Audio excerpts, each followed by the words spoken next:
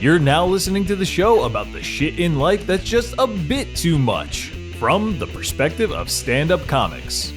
With our hosts, Carmelo Bongiovi and Ken Krantz. This week's topic, tea time. This is A Bit Too Much.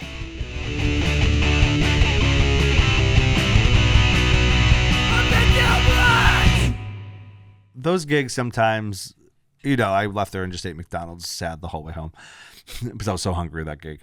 But sometimes those gigs are they could be disheartening when you want to turn out that you don't get, you know what I mean? And sometimes you just have to have fun with weird gigs. Like, you know what I mean? Like, sometimes you have to remind yourself, I think, as a comic, like, hey, this one, and not that it was a weird gig, it was just light. Audience was light. But like, even when you're doing weird gigs, I have done a lot of weird shows where I have let it get to me going into it. You know what I mean? When you go to a weird venue, light crowd. Dude, I did a show in Long Island recently that had, I don't know, I want to say 14 people in the crowd. And it was a very large room. Like, this is a room, and the room normally books. It was like end of the summer. One of those like bad timing. Everyone's out or on vacation. This room didn't sell. We had like 14 people, and I had a host. Oh, that's the worst. It was like 7 comics. I'm like, we have half of this. We have almost as many comics as we have audience members right now. And I've got a host. And at some point, I was asked by who booked me, why aren't you doing more material between? I'm like, can we just get this over with? That's what I said. I was like, for what? What am I doing right now? Like, I mean, I'm doing my duty. I'm not like fucking doing nothing. Because those 14 paying customers, we've talked about this. Those 14 paying customers didn't ask to be a part of a light show. They deserve a show, and they got one. And it was like very slow start. I'm out there hosting, and then like pulling teeth, but it's expected of a light crowd in a big room like that. So I'm working with them. I'm doing it. I get the first guy. I do whatever my hosting time is, which is not too significant because you have a super large lineup.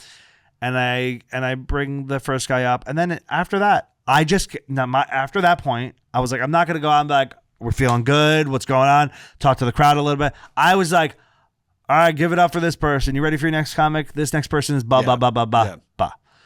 I do that like 2 or 3 times, and then they're like, why don't you just do some more? Like, have fun with it. I'm like, this is not fun for me. I'm doing it. I'm grateful for that you booked me. It's great. You're paying me. I'm not mad that I'm here, but let's not pretend that this is a good show. Right. Right. I'm not going to give that up to them. I'll self-deprecate a little bit about it.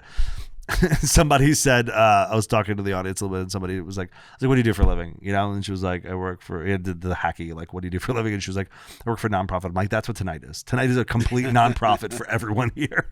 And, so whatever, it was serviceable. It was fine. But then we were like, what? So that kept being told, like, do some more time between comics. I'm like, there's so many comics. Yeah. They're tired. Especially, I think sometimes producers don't understand that. Like, also moving it along is a good job. Like, that can be good hosting. Right. Now, granted, you don't want to go up there and be like, fucking, you guys, all right. Well, like, you got to still be right. No, like, put on the face. Yeah. But you're moving it along. Right. That was my mentality, was like, there's just so many comics and there's so few audience members, and I'm tired, and this is kind of far away from me, and I'm like, I don't want to make this night go longer for my own selfish, like, if I went up and did a minute between everyone, first of all, they're going to get sick of me. Yep. That's the other thing, is once you're done with the material of the host, I think, should only be going up to do material when they have to. Yeah, if you're told to. If you're told to. We need you to stretch a little bit. Right. And that's how it always happens. It's not like, I need you to stretch for a few minutes because this person's not here, or we're collecting checks, or, check spot type of. It wasn't any of that. It was just like, they kept on asking me, why are you just rushing off stage? I'm like, I'm not rushing off stage and hastily. I'm trying to get the show moving. I don't know. And, you also, like, you don't want to kill momentum. So if the comic, you're right, because halfway through they did pick up doing well. Yeah. Then for you to come out and then go back into material, and then they're wondering when the next comic's coming. Yeah. Or maybe they didn't like you. Yeah. And then they're like, wait, why is this guy? The last guy was just so funny. Why is this guy? Yeah. Why is he now coming up? It's also like the crowd. Every comic, the crowd got maybe 3% better. Every comic. Yeah. So that's just the way the night was going to go. Right. That was just how that was. I had in terms of audience response, I had the hardest spot because they were dead quiet and feeling weird, and they felt it was one of the, and they didn't seat them right, so everyone spread out. Yep. In this large room. I know when I'm looking at an audience and I'm like, they feel exposed right now. And I'm trying my best to make them feel more comfortable. And at that point, I'm almost doing that more so than I'm trying to be funny, because I feel like that's my job now. My job is to make these people feel that they're not being attacked. This is going to be okay. Like, you know what I mean? So now I'm doing that a little bit. And I'm like, I'm not, whatever. I don't need giant laughs out of tonight. That's not what tonight's about. Tonight's like, I'm just getting this gig done and trying to move it along for everyone else. Job. And everyone's response was a little better. The lineup got stronger too as it went on. Like it went as well as it can go for 14 people. Like, that's done. I'm done. I had a show in Florida, maybe a month ago. Yeah. Nick and I went down. We did a weekend of shows, and then we flew down to Puerto Rico for our honeymoon. Yeah. And the first night, so this is my second time headlining a weekend in Florida. I did like the Thursday, so it's never gone well for me with the Florida crowds. Yeah. I was probably like 0 for 5 or 0 for 6 heading into the Friday night show. Yeah. The Friday night show, light crowd, maybe 20, 25 people. Yeah, as it happens. But it's a What small time? It's a small room. What time is that show? 7? 8? I think 8. Oh, because like we've talked about this before, like the early Friday shows could be rough. And it was light, but it's a small room, so even being light isn't terrible. Yeah. And it was like a group of people who had never been to a comedy show together, like in their lives. Right. Like, I don't think anybody in that room had any idea about like etiquette or it's a lot of tourists. So it was like a lot of people from the Midwest. Mm-hmm. And did you say the city you're in? What was the city? It was Sunshine City Comedy Club in St. Pete's Beach. St. Pete's. My friend Kenny Garcia owns it. Yeah. And it's funny, like the comic ahead of me was talking about he's a touring comic, and he was just talking about like somebody told him once, like find what you love and it'll never feel like a job a day in your life. But the crowd was they did not know how to act. So they were super interactive. I don't think to be disrespectful.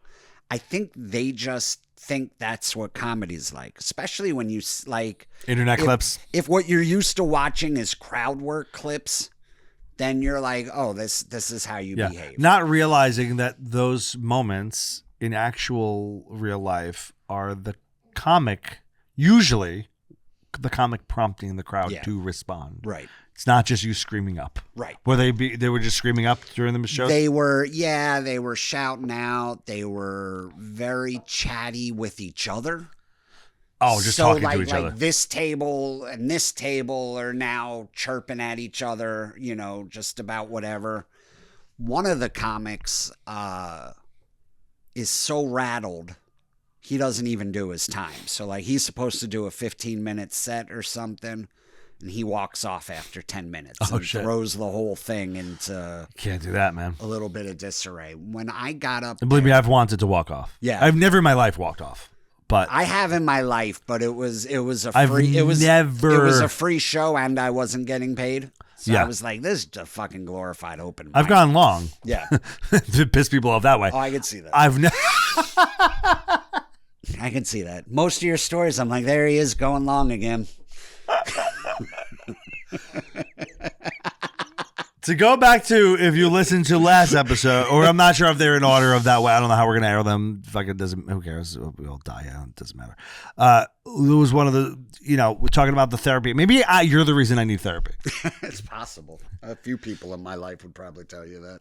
So yeah, but leaving early for people who don't know is like a big no. You can't jump. Like you're walking off your job. You're walking off your job. You're Early, supposed to clock out at 3 and you clock out at 2:30. And there are moments you absolutely want to walk off. Yeah, you're like, this is as bad as it gets comedy wise. I don't want to do this, but you got to do your time. It was so weird. It was like the Knicks were playing.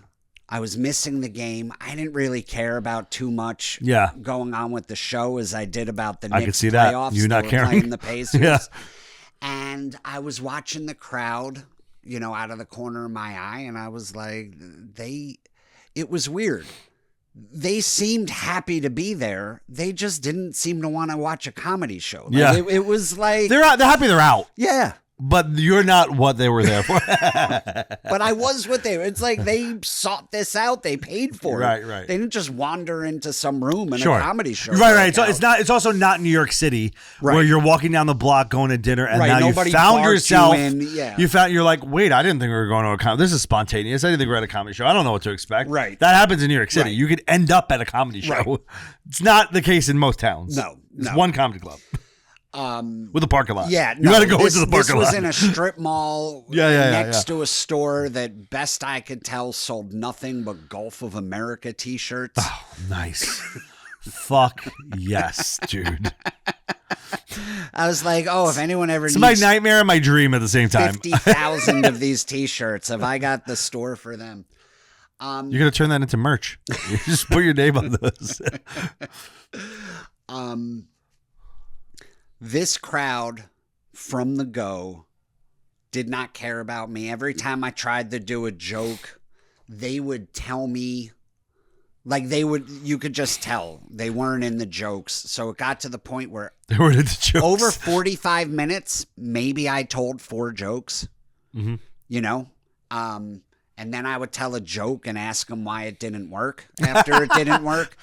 But it's so funny. So I have this joke about one of my stepkids and how surly she is. Mm-hmm. So the joke is how, my wife asked me like, hey, how can we get her to stop acting like such a bitch? And I said, I don't know. How can we get you to stop acting like such a bitch? Maybe it's learned behavior, which was a true conversation. With that. I tell that joke. Crowd absolutely hates it. So I'm like, all right, what didn't you guys like about that one? Was it mean? Too mean? She said the woman was like, because I don't like that you talk that way about your wife. And I was like, isn't that amazing? Like, why do you know her? Yeah. Isn't that amazing when a crowd starts defending the people in your stories? Yeah. By the way, so you said it's your story. A lot of our stories are not necessarily real, or there's a semblance of truth and we've made it into a bit, right? Like, the adamant defending of people in your job. I've seen that. Yeah. A lot. People get mad and they if you ask them, they will say they don't like what you said about this person. Right. They don't know. Right. And by the way, might not be real. Right. For some comics, you know what I mean? Yeah. For it might not I could see people in the crowd being like, this dude's not married. I understand that. But for her to be he's actually disguising this joke. He's complaining about a victim. She said, I said, like, why do you know her? She said, no, I don't know her, but I know comics. They exaggerate and they say mean things. Yeah, it's called a joke. And I don't think she would like it if she knew you were telling that joke about her. She was there, though, wasn't she? So little do they know, Nick is standing in the corner of the room watching all of this unfold. And I said, listen, I've known my wife since I was 15 years old. I know her better than I know anybody on the planet. I promise you, she can be a bitch. Right. Like, nobody's earned the right to say that more than me. Like, maybe her ex-husband, but... yeah. And then she was like, well, if she was here, you wouldn't say it in front of her. And I said, well, I disagree. I think I would. She was like, no, you wouldn't. You wouldn't have the balls. And then I was like, okay. Will you see that lady standing in the corner? You know, and then everyone turns to look at her. Nick's waving at them. Yeah. I was like, babe, tell them who you are. She was like, I'm his wife. And then I said, are you a bitch? She said, I'm borderline cunty.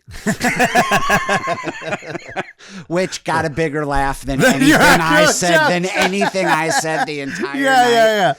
But they were just, it was. Did that win them over? That probably won them over a little bit. They didn't seem because that gives levity too. Like that. They didn't seem to dislike me. Yeah. They disliked jokes. They didn't seem to the want idea of humor. When I started doing crowd work, when I would go to the crowd, they were all for it. And then one woman says to me, "Oh, I know what he's doing. He's Matt Rifing it." Crowd work? Crowd work. Yeah. That's what she was calling crowd work. I'm Matt Rifing it. Yeah. It was so funny. I told them, man, at one point, like somebody's phone rang right in the front row, and she answers it. Dude, why does that happen to you this often? It's. I have not met another comic who has told me with the frequency that you have told me that people answer the phone during your shows. And let me be very clear while trying not to compliment you. Ken is not a comic who will, if you like him or not, he's not going to lose your attention. You know what I mean? Like, I do think you have a very engaging, like, not that you're magnetic. You're fucking, you're just a dud. But you're a piece of garbage. But you are a very crafty joke writer and joke teller. I don't think, even if you don't like the jokes, I don't think there are many audiences that will lose interest. Although I have seen people just leave. Yeah. No. Go, nope, not for me. Yeah. Buy whole venue that I paid a ticket to see for the taping of his special. That's one of the best things I ever saw. I'm watching throughout the course of your, how you went to like 45 minutes at your special in Jersey? 3 tables. Yeah. Walked 3 tables. Best thing I ever saw. Yeah, that happens. During his own special. But some of it's on tape. That's awesome. But she answers her phone, and then I said, well, at least do the right thing and put the call on speaker so we can all hear. Yeah, bring it down, make it part of it. She says, I'll do you one better. And she hits FaceTime and hands me the phone. And now I'm talking to this lady's mom.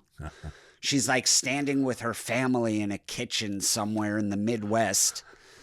And she's like, who are you? Where's my... I was like, who are you? Why are you interrupting my show? Also, you're holding a mic during the time, right? It's not fucking Taken 2. No. Like, it's like, what are you doing with my daughter? Yeah. Like, she's at a show. I'm talking to this lady. This lady has no idea what's going on. She's like, where's my... I'm like, she's right here. She's just... I was like, why didn't you raise her a little better? She answered her phone in the middle of my show. Yeah.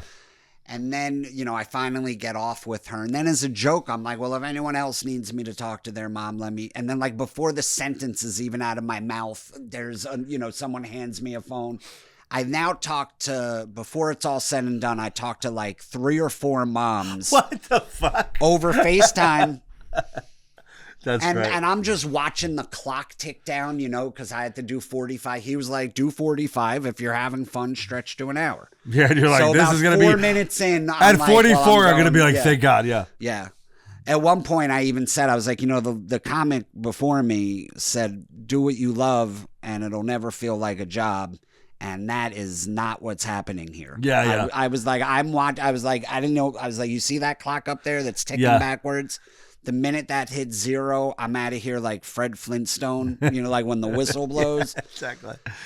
It was, and then I said to them, listen, and what was so interesting though? Like, I've had these sets before where it's just a train wreck, and I always get upset. Like, how dare you do this to my show? The fuck am I, first of all? Yeah.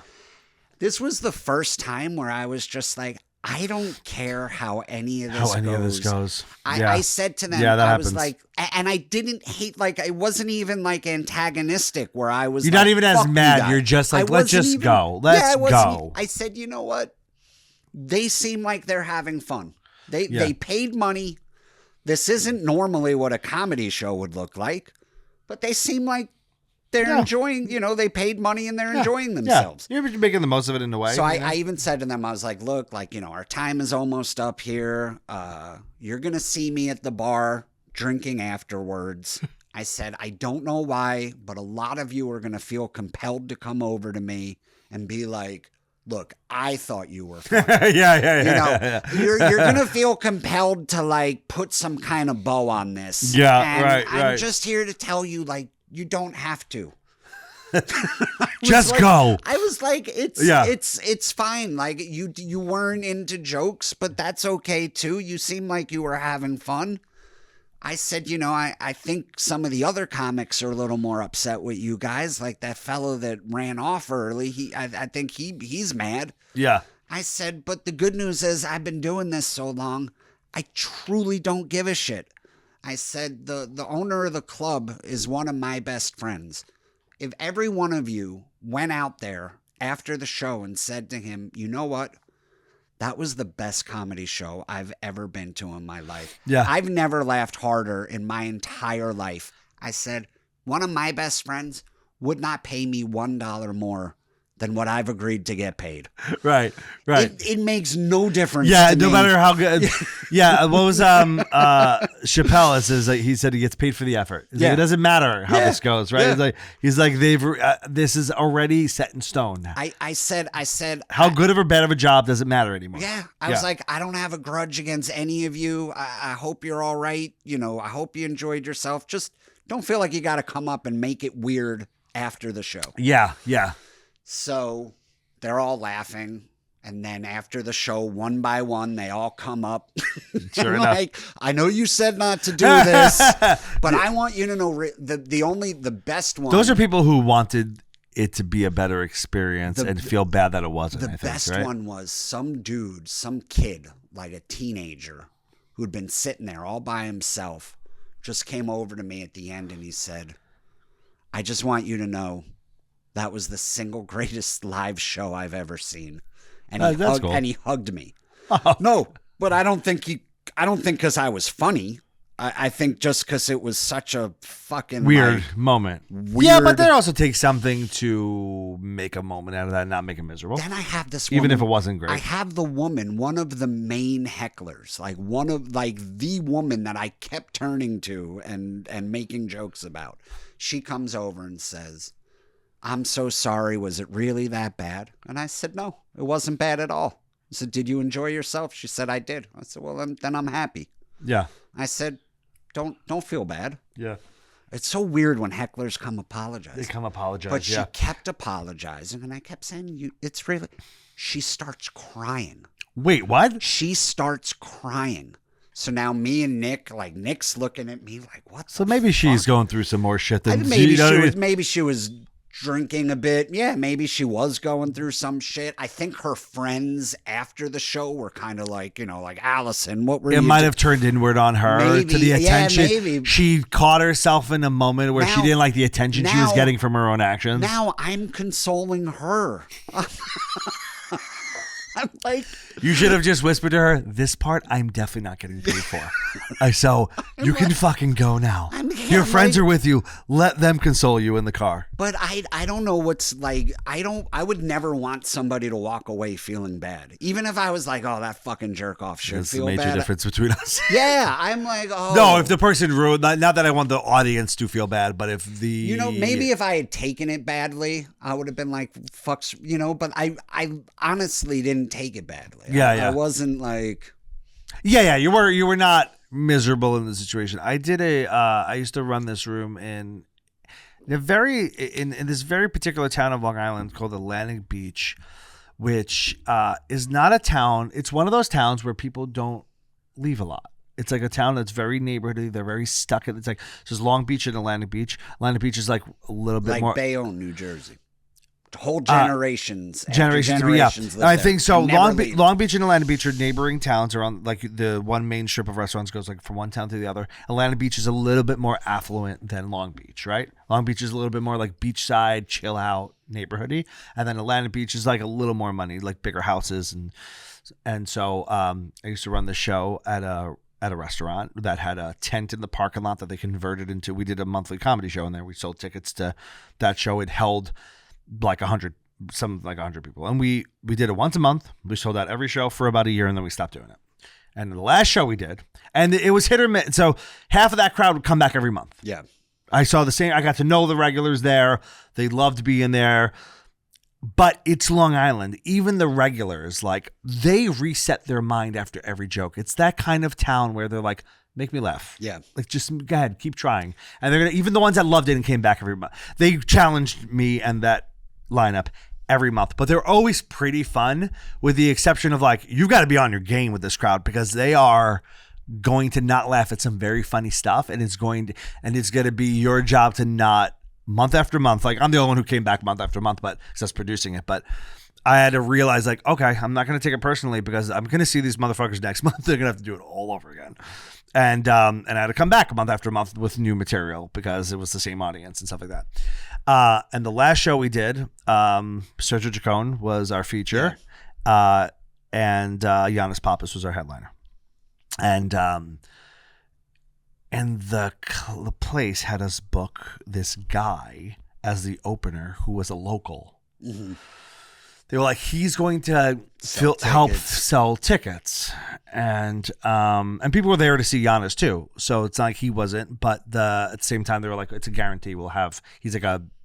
His family's very known in this town. The family will invite people. We'll just pack out. It'll be so easy to sell tickets if we have him on. And I'm like, yeah, but that's also like, now I don't know this kid. Right. He goes on and he's frantic. He's not a person who did a lot. So I'm not even going to shit on his material, because he was very new. And he wasn't that bad. Did people come for Yes. him? Okay. No, absolutely they did. All right. Like, it says, like, his parents, like, sold the tickets for the show, basically. Like, the half the room was his, the other half was Giannis's. Yeah. So, and a few regulars that come back, right? So, he does fine enough for a brand new guy. He wasn't bad, you know what I mean? Like, he did his job. Side story about him in a moment, but the show, what you were saying, is reminding me of this audience is it's full room. It's as good as that room could get in terms of what it's filled out to be. They are just, every joke, they're like, the full laughter, whoop, vacuum of silence. I hate that. Full laughter. So they will, and they did this from my set to the opener to Sergio to Giannis. They would laugh at every other joke. So you would kill, bomb, kill, bomb, kill, bomb. It's a weird thing, but it does happen in certain rooms. And it makes you wonder, once you're halfway through that show and you're watching other comics go through the same thing you went through, because maybe you're like, it's me. Then it's the next guy, and it's the next guy, and it's the next. The only guy who didn't seem to be struggling with that with half the room was the one everyone knew, who was right. The least funny or the least polished on the lineup, right? Sergio goes on and is doing great material. Giannis does like over an hour. And I don't even know why, because he was like, admittedly, he's like, why am I still here? But he just kept going with it. And Giannis said he's like, when people ask me how a show is, there's like a certain amount, like there's certain adjectives I'll always go to describe what the show is. He's like, tonight when people ask me how the show was, I'm going to say it felt like work.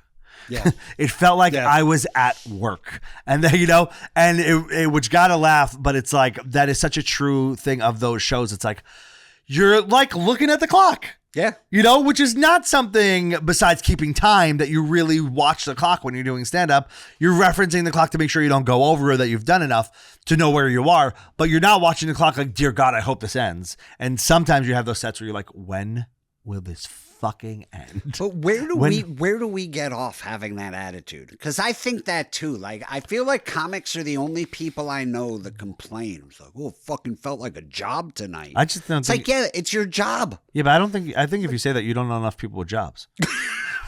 Everyone complains about their job that way. Like, no. When you're at work, people watch the clock all day long.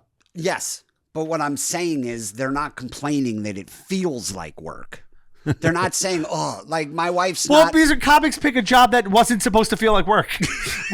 we specifically went out of our way to carve out a job that was fun. Right. Yeah. Not realizing that so much of it would not be. Right. But I guess. But it's still work. Like, it's still. It is, but do you think musicians have that? Do you think musicians? Yeah, I think musicians probably have that. Yeah. You think so? Yep. Where they get off and they're out. Maybe because I'm not a musician. I'm not musically talented at all. I don't understand what it feels like to be on stage. I see musicians not getting the reaction they want. Yeah. Yeah. No, I know, but do you think I don't know, it just feels like so much more fun when you're playing music. And I think that you also are filling the room with sound no matter what. So it's never, even if you're not getting the reaction, even if you're looking into a crowd and be like, oh, this audience is a fucking audience of duds. But you are still filling the room with your sound. Yeah, but if your sound is silence, I guess, trying to get people out of their seats and dance, yeah. No, I get that. People are just sitting there looking at you. And you think musicians are like, oh, this sucks because it felt like work. Yeah. You think? I bet. Yeah, so I don't think it's solely a comic thing that we have the audacity it's an artistic thing, maybe. I think so. Because look, if you are working in a doctor's office, or if you are an accountant, or you work in something I have more experience with. You're working in marketing, right? When you go to work, you're not. It is not completely your setup, right? You go in and you're part of a team, and you have a job to do, and it's much longer than the work we do. It's 8 hours typically, and you go in, and throughout the day, you're like, when's lunch? You try to get to lunch. Yeah. Then after lunch, you're like, let me get through this project. And then when you're done with that project, if you have a lull, you try to, you bullshit the coffee machine, and then maybe you go out with a friend, you try to leave early to go to happy hour. You are watching the clock all day. But the thing is, as a worker of an organization, you feel like you are part of a system, and you're just, even if you are high up, you still feel like a schlep that has just been put in this situation. When you are a comic or a musician and you're talking ticket sales and you're talking performance, you're talking craft, it is a very different mentality of, it's not like someone's forced me to be here. In fact, no one's asked for this. I made myself become a part of the show. I'm here because I either got booked through someone that I previously made an impression on, or I went out of my way to get booked inserted here. Yourself inserted in some way. Right. So you go so out of your way, and there's such a workup.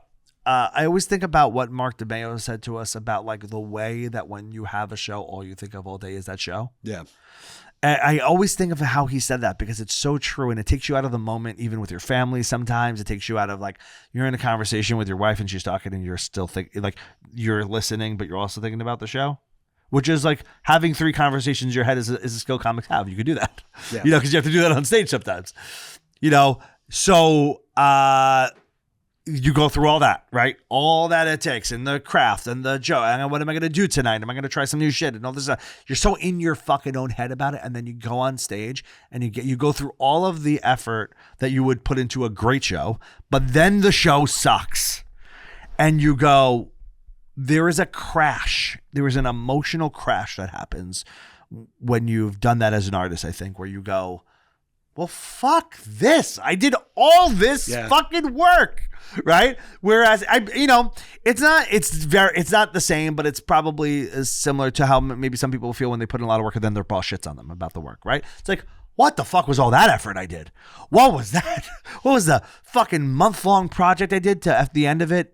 I know it was good, and my boss still said oh, good start. That kind of fucking thing. When people do that in the corporate world, and which I've seen firsthand, and you're like, no, this is a fucking good, I did the right thing here. Don't be a dick, But even more so because with an artist, because you're so connected to what you do. Everything you're saying is completely pulled out of thin. It's a miracle that a comic has an hour of material. Yeah. If you think about it, the way most people think about their life and the way they go through life, someone has crafted an hour for people to see. And now this audience who's paid tickets, it's very confusing too to comics. Why did you come? Oh, I think that before it's every show. It's very confusing. It's why, yeah, why you're paying? The whole thing seems insane. You're paying to see someone make you laugh. Before we go, I need you to tell, because you're talking about weird gigs. I need you to tell this golf story, because, or is that going to take too long? I need you because I didn't hear all of it, but you talking about weird gigs and strange things. You recently told me about a gig that is completely comprised of that's a gig you go into going, this is going to be weird.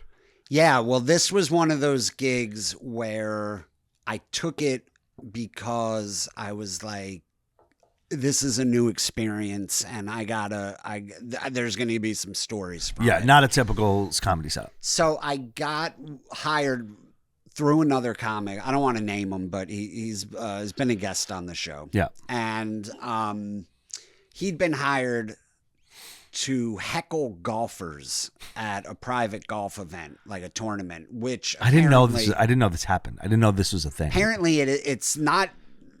Apparently it's like a pretty trendy thing right now. I had no like idea. there's a company that sends comics out across the country to heckle golfers. It's like golfers.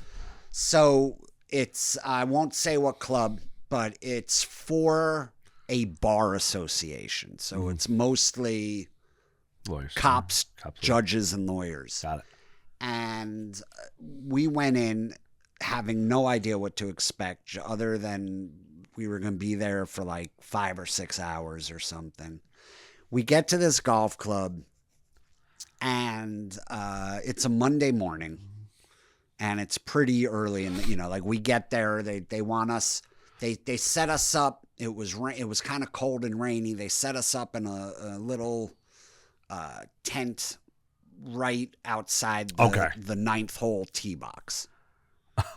Okay. So, so you're not following golfers as they come through the 9th hole. Got it. It's a par 3, and if you hit a hole in one from the 9th hole, they give you $100,000 in cash in a briefcase. Holy shit. We get there, and the guy that's running it, he I don't know what he did. He had the personality of like a finance bro.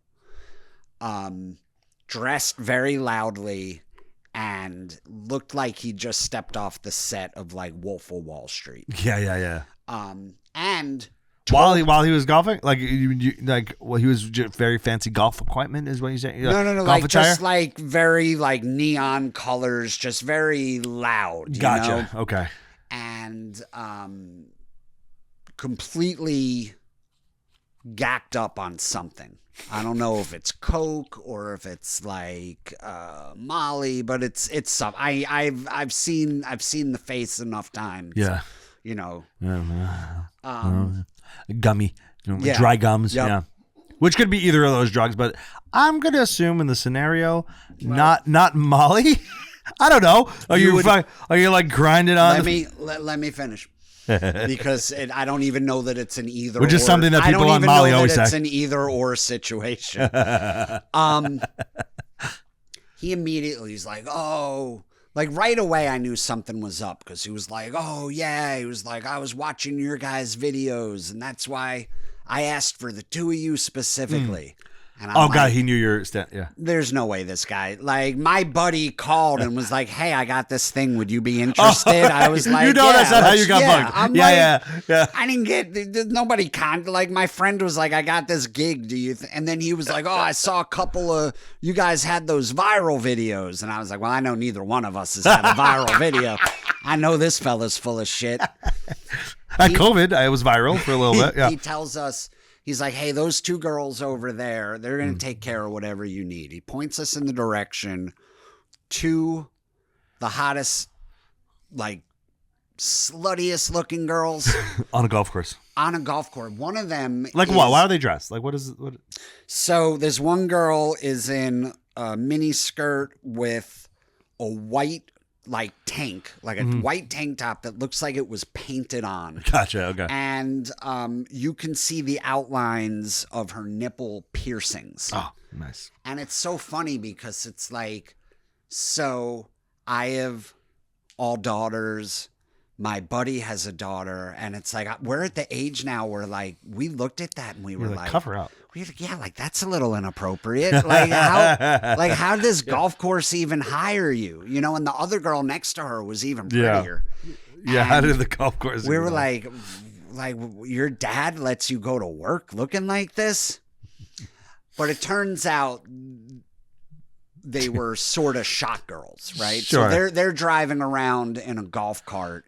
handing out shots of tequila and something else Got it. and cigars. And they're the ones with the briefcase. So they have the money for some reason.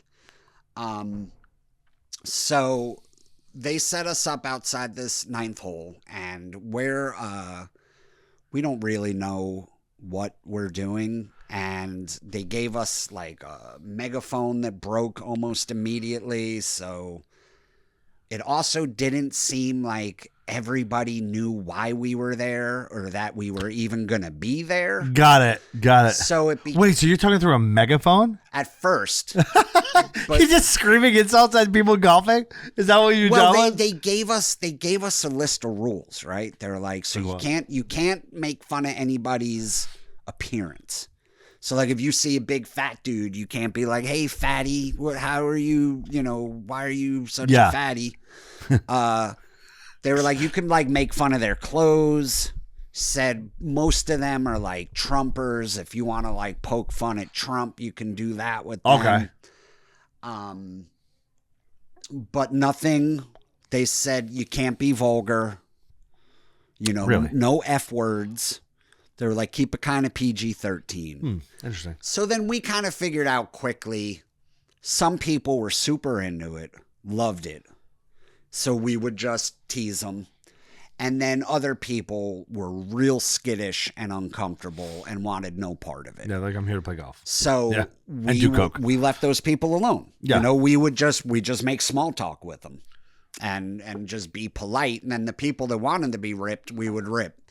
There was one dude, the funniest thing I remember saying, there was a real, like, he was like overweight, Hispanic, and older, like probably in his 60s, and he was wearing a New York Mets hat. And I told him he looked like Bartolo Colonoscopy. And then his friends were like, "That's his new nickname." And I was like, "Oh, that was worth that was worth the money." If they remember the day, they will remember to call him that. At one point, the two real hot girls drive past, and they're like, "Do you want some shots?" And we took some shots with them, and they said, "Tell all the golfers to make sure to tip us." And then I was like, I think you guys are going to do fine in tips. Why don't you tell the golfers to tip us? Like, right. We're working for a flat fee. Yeah, I'm watching dummies just. I'm not the smoke. By the way, what a hot chick thing to say. Yeah. Like, can you make this even easier on us than it already is? Can you're help fucking dying out here. You're making jokes at people. Everyone wants to see our tits. Yeah. Only a quarter of the people want to hear your jokes. But by the way, can you tell them to give us more money? Yeah. I'm holding a briefcase full of $100,000. Yeah. Can you get more money into my life? I need Botox. I know we're making 5 times as much as you, but can you help me get a little more? What a delusional hot chick, hot person. I'll say that because hot guys are like that too. Right? Like, what a delusional hot person thing to say. Yeah. Just so. I know you got a job to do too, but like, I think you should peddle tips for us. So meanwhile, I start asking everybody because I'd forgot to bring weed with me. And then I was like, we're going to be out here all day. So I just start asking all the golfers as they come up. I'm like, hey, what drugs do you guys have? Clearly. Yeah. They had them. And yeah. We got offered. So interestingly enough, nobody seemed to have weed.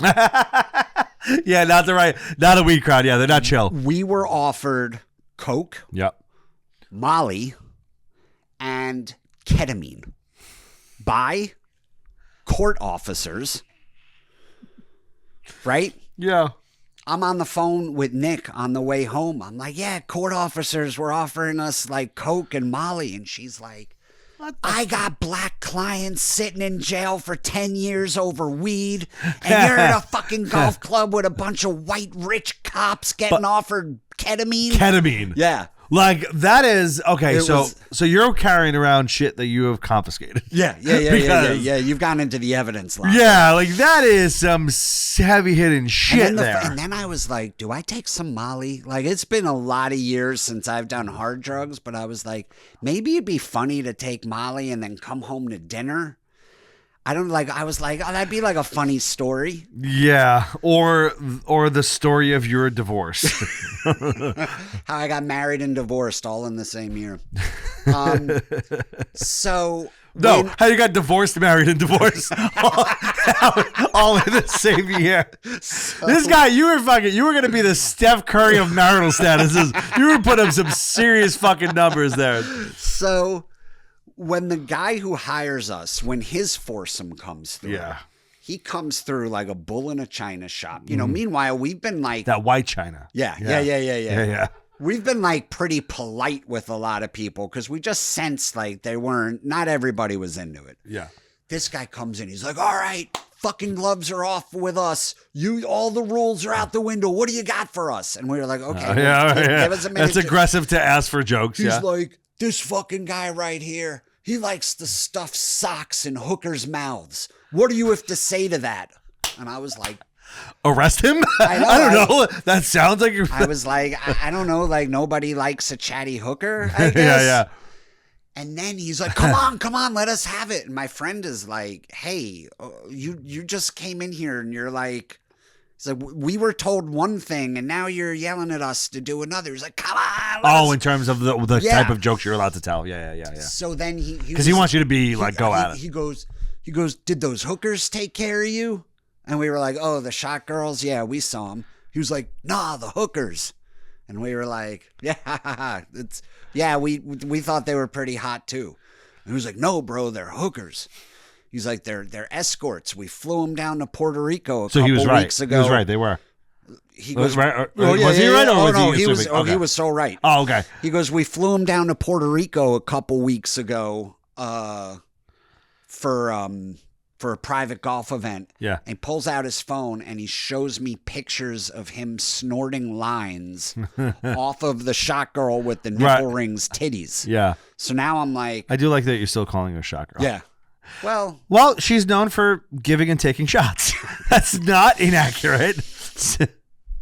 Back shots. He's whatever. Then he's like, I thought you guys were going to be funny. Like now he's like kind of heckling us, and we're like giving it to them. But he was just so, he's like coked up behavior, right? Yeah, coked up. And then he was like, first he's wait till you see how funny these guys are. Oh, they're gonna fucking love them. Oh my god. And then 2 minutes went by and he didn't laugh, and he was like, I fucking wasted my money. I don't even know why I hired these guys. Like they finally leave, and we're that's how every conversation with a cokehead goes. We had like the 3 foursomes in front of us we had killed with, right? So we were like, all right, like we finally got the hang of this. By the way, in the context of this conversation, the way you keep on saying foursomes should be much more exciting than what you're talking about. Like in the context of hookers and blow, and you keep on saying foursomes. So finally, it's pretty lame. The most lame foursome you could have in the presence of drug addicts and hookers. Nobody ever comes around and asks like nobody's ever like, hey, you're done, you can go home. They're all out of their mind. Yeah, they forgot you were even there, probably. Yeah. So finally I'm like, I think we can just leave. So we leave, and as we're leaving, my buddy texts the dude like, hey, thanks for having us. We packed up and left, and we pull out and we're leaving. You already got paid to this, like you're settled up, you can go. He writes back, so my buddy's like, hey, we left, thanks for having us. Yeah. He writes back, all caps, ha ha ha ha ha ha ha. In a way, you gotta love cokeheads. You gotta love how they just don't care what's happening in the room. Coke is a hell of a drug. And then we're like, wait, did we say something funny? It was like, hey, we didn't know, so we just left. And he goes, come back and see me for a trip. So my friend's like, do you think he means tip? Yeah, or does he mean Molly? You're gonna go on a trip. I saw him peeling off cash to people left and right. Okay. So I'm like, yeah. I'm like, I think he wants to tip us. So he's like, should we go back? I'm like, we're 5 minutes away. Like, I hope he means trip, and it was like he was selling you on timeshare. Either way. No, like even if it was like, here's Somali or whatever. Either way, you would have taken whatever. Yeah, I would have whatever. Even if I didn't use it, somebody would have gotten it, So we go back, and my friend's like, what do you think we're going to get? I'm like, I think at least 200 each. Like, I saw this dude. We're good. And we go back, and they're having their banquet dinner, and he's standing there talking to some people. He sees us. He makes eye contact. We walk over. We're like, hey, man, you told us to come back. And he's like, you fucking guys. Slaps us on the back, walks away. We never see him again. We never hear from him again. By the way, that guy had the joke of the day. I wasn't even mad at him. Right? Like, you were on your way out. Yeah. Come back for a trip or tip. Cryptic. Why'd you laugh? Yeah. What is any of this? Yeah. Okay, we're back. Bye. You fucking guys. And then That's... never saw him again. And you don't know if that guy played a prank on you, forgot that you came back, thinks you never left in the first... Has no idea that he texted with us. Yeah. You don't know what actually happened there, and you'll never know what happened there. No, I did. We did get some feedback about a week later. On what? The feedback was just some people enjoyed it, but the guy was pretty underwhelmed. What a fucking on-brand lawyer thing to do. Like high-powered lawyer, you know what I mean? Like that kind of lawyer. We paid these guys to do a job. They did their job. But just let them know we're kind of disappointed in them. Like, that is such a garbage human. When you think of like high-powered lawyers, when you think of why people don't like lawyers, that right there, the audacity to then give negative feedback to someone who came and did exactly what you paid them to do. It is like in their DNA to make people who work with them or adjacent to them, make them feel inadequate. That is such an on-brand piece of shit lawyer thing to do, right? Like, that is when you think of that kind of guy, cokehead, high-powered lawyer. That's like, oh, he probably does this to everyone. Yeah. Everyone he works with gets told at some point that they disappointed him. Right? Like, that is such a narcissistic personality trait of a person like that. And I'm so glad it happened to you. Nothing today could have made me happier. You know what was good, though? It was like, who fucking cares if this... Like, you know what I mean? We're not doing it again. Yeah. The money wasn't so great that I was like, oh, I got to do... I was wondering. I didn't want to ask, but I was wondering, was it like great? It was decent. For comedy, it was decent money. For a few hours work, it was decent money. For what it was, yeah. You're like, this wasn't hard work. Right. And let's put it this way. Like, if I got asked to do it again closer to home, where it didn't become like an all-day travel thing, I would do it. Yeah, why wouldn't you take the easy money to stand on a golf course with hookers? Yeah. That's my favorite part about that is you trying to preserve the dignity of these prostitutes. The shot girls, you keep on going with them shot girls. I know. Like, these young ladies, like, I didn't see the picture of him snorting coke off of her tits. Yeah, that broke it for you. Then you were like, oh, got it. Real life prostitutes. But, they also had a job to do. By the way, did you get them any extra tips? No, I didn't tell one person to make sure to tip them. Yeah, well, they're disappointed in you too. That is one of the most surprising ways that you could have disappointed a hooker.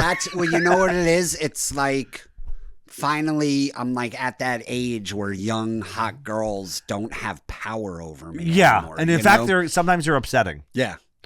It's like when you watch, like, when you come across, like, hot influencers. You're like, I want you to get a job and take care of yourself. What are you doing? What are you doing? Yeah. Why are you dancing in my life? If I see in front of a camera? Stop it. If I see a hot young chick with a dog, like, my attention's usually going to the dog first. Yeah. Yeah, because, you've got no use for that dick. I have use for it. It's just, it's not going to... Yeah, taking a slow 50-year-old pee. What's a trickling pee? That's your use for it. Well, Ken, this was a thing that happened.